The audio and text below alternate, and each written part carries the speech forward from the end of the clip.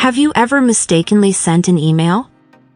Do you know that there is an option in the Gmail application that asks you for additional confirmation before sending emails? Let's set that up. Open the Gmail app on your phone. Click on the 3 horizontal lines. Find and click on Settings. Click on General Settings.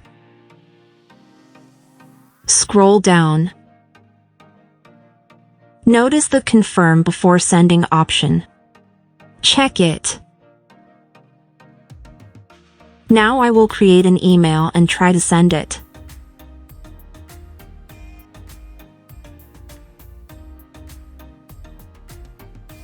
As you can see, by clicking the Send button, a message box appeared with the message "Send this message." If you are still sure you want to send, click OK. Otherwise, choose the Cancel button. If this video helped you, subscribe to the channel